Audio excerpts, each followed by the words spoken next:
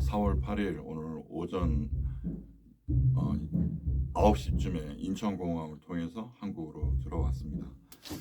그동안 저희 짧은 영상을 통해서 현지에서 일어난 일들을 계속해서 여러분의 기도 부탁드렸는데 참 기도의 힘을 또 발견합니다. 제가 7일 동안 무사히 사고 없이 또 안전하게 물론 몇 번의 이제 그 검문과 이런 것들은 있었지만 그때마다 하나님이 또 지키신다는 것을 또 너무 많이 느꼈고, 또 여러분이 기도해 주셔서 대사관 직원도 그러더라고요. 어떻게 이렇게 편하게 들어왔냐고 그렇게 말할 정도로 그래서 다 그 모든 게 여러분이 또 기도해 주신 것 아닌가 라고 생각합니다. 그래서 결론적으로는 이제 아내와 딸은 같이 들어오지는 못했습니다. 들어오지 못하고 현재 그 상트페테르부르크에 그대로 남아 있고요. 그래서 이제 임시 숙소를 하나 정해서 이제 거기 다행히 이제 한국처럼 보증금이나 이런 거 없어도 뭐 한 달 월세 또는 뭐 2주에 한 번 재정이 들어가는 집도 있고 한 달 한 번 결제하는 집도 있는데, 저희는 한 달에 한 번 내는 집을 일단은 선택했습니다. 좀 오래된 집이긴 합니다. 옛날 소비에트 시절에 지은 집인데 그래도 뭐 비바람 피할 수 있고 눈바람 피할 수 있으니까 감사한 거죠. 뭐 고마운 거죠. 그래서 또 여러분 계속적으로 기도 부탁드리고요. 잠깐 그곳에서 있었던 일 몇 가지만 짧은 영상으로 말씀드리면, 참 나의 방법이라는 단어를 먼저 말씀드리고 싶습니다. 어떤 일을 계획할 때 우리들은 프레임 A, B, C 뭐 이런 식으로 우리들 많이 계획을 하잖아요. 뭐 그렇지 않는 분도 계시겠지만 보통은 우리 생각이 먼저 작동을 합니다. 그리고 거기에 뭔가 일들을 다 끼워 맞추는 것처럼 느끼는데, 저도 이번에 역시 처음에는 대사관과 메일로 저희 상황과 그리고 이 모든 것들을 이제 계속 연락을 한 세네 차례 주고 받았습니다. 그리고 이제 답변도 받고, 그래서 이제 더 이상 있으면 이 기한을 넘기면 불법 체류자가 될 수 있으니까, 불법 체류자가 되면 5년 이상 한국에 다시 들어올 수 없거든요. 그리고 벌금도 또 많이 매기고, 그래서 저희가 선택할 수 있었던 것은 불법 체류되기 전에 일단 나가자. 그래서 대사관에서도 얘기할 때도 충분히 어떤 비자가 되는 것 같은 얘기를 했는데, 막상 우리가 모스크바를 들어갔을 때는 다른 얘기를 하는 거예요. 전에도 제가 방송에서 얘기를 하는 것처럼 자기들은 그런 뉘앙스로 말한 게 아니다라고 이제 얘기를 하면서, 현실적으로 이제 재정적인 문제, 이것이 제일 큰 문제이기 때문에 여기 현지에 있는 우리나라로 얘기하면 행정사, 그 사람들 통해서 일을 풀어 나갔으면 좋겠다. 그런 얘기를 하는 거예요. 그러면서 제 생각들이 와르르 무너져 버리고 뭐 더 이상 할 것이 없다라는 생각을 하게 된 거죠. 왜냐하면 1년이라는 시간을 보내면서 사실은 행정사도 좋은 분을 만났고 또 어떤 재정적인 부분도 다 이렇게 해결할 수 있었지만, 어떻게 보면 땜빵식이었던 것 같아요. 문제 해결을 위한 게 아니라 그때마다 그 문제를 막는 수준에 불과했다라는 것을 이번에 좀 많이 느꼈습니다. 그러면서 환경이 최악의 상황으로 갔다 보니까 저도 모르게 조금 감정적인 그것도 있었고, 근데 그 시간이 하루 이틀 3일 지나니까 우리 가족 안에 성령님이 임하심을 저는 체험을 했습니다. 우리 아내와 함께 주 품에라는 찬양, 저는 기타만 치고 아내가 이제 러시아어로 찬양을 했는데, 우리 가족의 이제 주제가가 되었습니다. 거친 파도 날 향해 와도 주와 함께 날아오르리. 이렇게 새로운 희망이 생기는데, 이전에는 우리 인간적인 방법이 먼저 우선됐다면 이제는 전적으로 우리 하나님의 능력과 권능을 의지하고 그 하나님의 앞에 우리가 납작하게 엎드리는 시간이 되었다라는 것을 이제 경험하게 되었고요. 두 번째는 거기 갔을 때 마침 그 탈북민들을 만났습니다. 저희 가족과 탈북민 가족이 있었는데, 먼저 아들은 한국에 먼저 탈북해서 자리를 잡아서 어느 정도 이제 여건들을 만들어서 그 어머님 아버님들을 또 탈북시켰더라고요. 그래가지고 주로 대사관까지 모시고 온 거예요. 그게 정말 대단한 거거든요. 북한을 통해서 중국을 거쳐서 막 지금 러시아 블라디보스톡에서 모스크바까지가 비행기로 몇 시간 걸리냐면 14시간이 걸립니다. 14시간. 그러면 그 정도로 먼 거리입니다. 그 거리를 이제 그분들이 왔다라는 거예요. 차를 통해서 온 거죠. 비행기는 못 타니까요. 왔다라는 것 자체만으로도 대단하더라고요. 근데 우리 가족 모습 보면서 거기 북한에서 오신 노부가 오히려 우리를 위로해 주는 거예요. 저희를.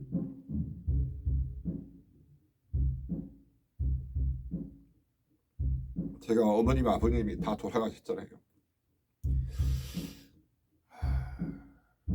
근데 그 북한에서 오신 아버님 어머님이 저를 이렇게 쓰다듬어 주면서 힘내시라요. 그 말을 해주시는데 제가 오히려 더 많은 은혜를 받았습니다.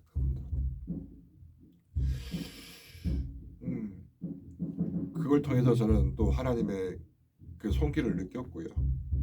그리고 지금의 상황이 마치 끝난 것처럼 느낄 수가 있지만 끝이 아니라는 걸 또 발견하게 되고, 그래서 제가 아내와 함께 찬양하는 모습을 올렸잖아요. 저희가 토요일 날 저녁에 이제 제가 일요일 날 출국해서 이제 월요일 날 한국에 경유해서 들어왔는데 우리 가족이 모여서 예배를 드렸습니다. 찬양을 드렸습니다. 예, 찬양을 드리면서 정말 아내 표정도 보셔서 아시겠지만 못 보신 분들은 제가 쇼츠 영상도 올리고 또 짧은 영상으로도 올렸는데 한번 보시면은 그 표정이 너무 맑아졌어요. 예. 처음에는 진짜 패닉 상태가 와가지고 정말 이상한 소리들 막 하고 혼자 막 웃기도 하고 혼자 막 울기도 하고 그리고 아이처럼 행동하기도 하고 저는 너무너무 불안했거든요. 왜냐면 제가 우리 30터치 예배할 때도 정신질환자들을 위해서 우리가 함께 기도했잖아요. 저는 그런 분들 좀 많이 만난 격이죠. 그래서 그분들의 그런 행동들 조금은 압니다. 예, 깊이 뭐 이렇게 말하지는 못하겠지만 조금은 알아서 아내가 딱 그런 행동을 보이길래 너무너무 제가 걱정을 많이 했는데 사람의 힘으로 되는 건 없더라고요. 이 성령님이 여러분의 기도가 그녀의 마음을 보듬어주고, 그리고 딸도 마찬가지고요. 딸도 거의 첫째 날, 둘째 날, 셋째 날까지 그 입에서 나오는 말이 뭐냐면 자기는 죽겠다는 거죠. 그 어린아이 19세 나이가 살아오면서 너무 힘든 시간들을 그 아이가 너무 많이 보낸 거를 또 많이 이번에 또 듣게 되고, 그러니까 지금 한국에 또 다시 돌아올 수 없다라고 하는 거, 또 대학을 들어갔지만 이 돈이 없으니 그 은행 잔고에 돈이 없으니까 비자를 내줄 수 없다는 그 얘기를 그 직원한테, 대사관 직원한테 직접 아이가 들어버리니까 한국어를 너무 잘하잖아요. 애가 멘붕이 온 거죠. 애가 너무 힘들었어요. 그래가지고 막 죽겠다고 아빠 나 이제 죽을 거야, 나는 이제 더 이상 살 필요가 없어, 이 말이 한국말로 이제 막 하는데 제가 너무 마음이 그때 또 무너져 내리고 내가 너무 책임감이 없나? 정말 이 두 모녀를 위해서 나름의 최선을 지난 시간 해왔지만 이 문제 하나도 해결하지 못하는 이 연약한 모습을 보면서, 그래서 제가 글을 좀 쓴 게 있는데 삶의 예배다라는 것이 저는 또 뼈저리게 느낍니다. 삶의 예배다. 우리 예배 가운데 그냥 주일 예배드리고 11조하고 헌금하고 이게 끝이 아니라 우리의 모든 시간, 우리의 삶의 모든 7일의 시간이 온전히 하나님 앞에 나가지 않으면, 오직 예수 그리스도가 전부가 되지 않으면 우리 살아가는 거 너무 힘들다. 그리고 이 다른 문화권을 와서 보니까 우리 한국 교회 안에 문제가 뭔지가 너무 많이 보이는 거예요. 한 예로 제가 이 포토를 올릴 수 있으면 참 좋은데, 제가 여러분 아시는 대로 러시아 정교회잖아요. 그러니까 교회들이 굉장히 큽니다. 근데 지금 그게 우리가 아는 대로 전부 다 페이를 받습니다. 입장 페이. 예, 굉장히 큰 돈을 입장 페이를 주는데 저희는 이제 그 입장료 줄 수 있는 상황이 아니라서 바깥만 받는데, 교회가 점점 커지니까, 건물이 커지니까 사람들이 믿음이 결국 타락한다라는 것을 발견하게 되더라고요. 거기 정말 많은 교회들이 있습니다. 아름다운 교회들이 있습니다. 그러나 그 교회들은 텅 비어 있고 오히려 관람객들만 가득 차 있는 거죠. 거기서 십자가상 앞에서 기념 뭐 사진 포토 찍고 건물 짓고 결국 뭐가 남죠? 예수 그리스도가 남는 게 아니라 건물이 남고 사람이 남는 모습을 보면서 아 그렇구나. 그래서 초대 기독교 우리 기독교인들의 모습이 보면 핍박과 고난 가운데 저 동굴 지하 동굴 또 뭐 이런 곳을 다니면서 그들이 믿음을 연약한 모습을 다시 한 번 더 생각하게끔 했고요. 그리고 그 비둘기가 있는데요. 비둘기들이 살이 너무 통통하게 쪘어요. 우리가 돼지라고 표현할 수 있으면 또 어떨지 모르겠는데 그래서 제가 물어보니까 거기 보니까 그 교회 앞에 가이드 하시는 분들이 정말 많이 있습니다. 이 가이드 조끼를 입고 계시는 분인데 제가 좀 짧은 문장을 써서 이렇게 끼워 맞춰가지고 물어보니까 그분이 하는 말이 뭐냐면 저 비둘기들은 여기를 떠나지 않는데요. 왜 떠나지 않느냐면 사람들이 주는 먹이에 익숙해져 버려서 여기를 떠나면 이 비둘기들은 생존할 수 없다라는 걸 본능적으로 알기 때문에 그 자리에 그대로 머물러 있다는. 그러니까 비둘기가요 한 3, 40마리 있는데 거의 이 목덜미부터 몸통에 보면 살이 쪄 있어요. 그래도 날 수는 있을까 걱정할 정도로. 근데 그 가이드 설명을 들으니까 단번에 이해가 가는 거예요. 우리 신앙도 마찬가지인 것 같아요. 하나님께서 성령님이 우리를 도우시지 않으면 날마다 우리가 그 말씀에 꼴을 먹지 않으면 어떻게 됩니까? 꼭 성전 미문 왔다 갔다 하고 우리 30터치 예배 가운데도 나눴지만 성전 안에서 돈 거래를 바꾸기도 하고 마치 죄를 지어도 그걸 제사 한번 드리면 모든 것이 클리어되는 깨끗해진다는 느낌 자아도취로 예배만 드리면 또 헌금 생활하면 봉사활동하면 나머지의 삶은 이 결론에 또 이르게 되는 거예요. 비둘기를 보면서 제가 그 자리에서 우리 가족이 함께 기도를 했습니다. 소리 내어서 못하고요. 침묵 기도로 이 땅에 있는 영혼들을 위해서 기도하자. 오늘 우리가 하늘에 씨앗을 뿌리자. 또 그런 마음으로 또 기도를 하게 되었고요. 마지막으로 또 하나를 드리면 거기 도로가 굉장히 인상적입니다. 여러분도 한번 가보신 분들은 유럽의 도로들이 다 비슷하고 한데 그 러시아의 도로가 뭐가 있냐면 건널목이 많지 않습니다. 신호등 자체도 없고요. 메인 스트리트 외에는 사이드 도심 거의 없습니다. 신호등. 근데 사람들이 그냥 막 건너갑니다. 도로를. 그런데 주저하지 않습니다. 그냥 자기가 도로 건너가기를 생각하면 도로 들어서는 순간 어떤 일이 벌어지냐면 차들이 멈춰서 버립니다. 차들이. 대한민국 어떻죠? 크락션을 올리면서 야 이 미친놈아 이 막 손가락질하고 막 그러잖아요. 근데 그 사람들은 거기 딱 멈춰버려요. 멈춰버리고 그 사람들이 안전하게 도로를 건널 때까지 기다려줍니다. 클락션 한 번을 울리지 않더라고요. 기다려주고 사람이 완전히 건너간 다음에 천천히 서행을 해서 그 자리를 벗어나는 모습을 이제 보면서 아 정말 큰 깨달음 얻습니다. 생명 중심, 사람 중심. 아 정말 우리 생명이 어떤 가치를 가지고 있느냐? 바로 교회 공동체가 보호하고 함께 지켜주고 함께 보듬어줘야 된다는 것을 제가 느끼게 되었어요. 그래서 더욱더 우리 한국 교회 안에 기도해야 될 제목이 있다는 저는 또 그것이 아닌가. 여러분 우리들 안에 연약한 사람도 있잖아요. 범죄한 사람도 있잖아요. 근데 그 사람들 여러분 교회 안에서마저 징계하면 어떨까요? 보듬어 주지 않으면 어떨까요? 갈 데가 없어요. 결국 그 사람들은 하나님 없는 곳에서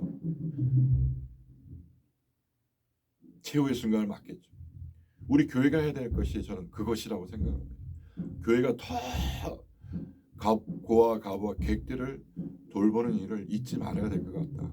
그리고 그들을 아무 이유 없이 예수님이 우리를 사랑하신 것처럼 더욱더 품어주고 더욱더 우리가 눈물을 흘려 기도해 줘야 되겠다라는 것을 이번에 또 경험하게 되고 또 고백하게 됩니다. 이 시간 이 영상을 또 보시는 분들 생각의 견해는 다를 수 있지만 저희 가족 뭐 앞으로 잘 될 겁니다. 이런 거보다요. 그냥 주만 의지하겠습니다. 예, 지금 앞으로 어떤 물질이 들어가든 어떤 환경이 만들어지든 아니면 또 다시 만날 수 없는 그런 또 들어올 수 없는 환경에 처해지든 저는 하나님만 믿을래요. 성령님만 의지할래요. 오직 예수 그리스도만 붙잡을래요. 우리 가족 헤어지면서 그렇게 고백을 했거든요. 오직 예수 그리스도, 주님만이 나의 힘, 나의 능력, 나의 참 소망, 이 찬양을 부르면서 말입니다. 여러분 사랑합니다. 부족하기 짝이 없고 연약한 사람이라고 고백하지만 저는 예수 그리스도 안에서 서 있는 그리스도인입니다. 저는 이것이 자랑스럽습니다.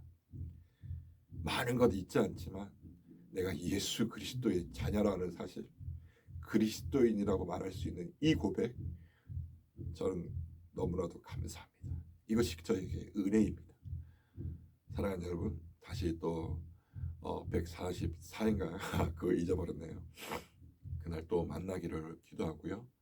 또 이 한 주간 또 여러 가지 일들도 잘 풀어나갈 수 있도록 기도해 주시고, 여러분 다시 또 예배 가운데 또 만나기를 간절히 원합니다. 여러분 사랑합니다. 오직 예수 그리스도입니다.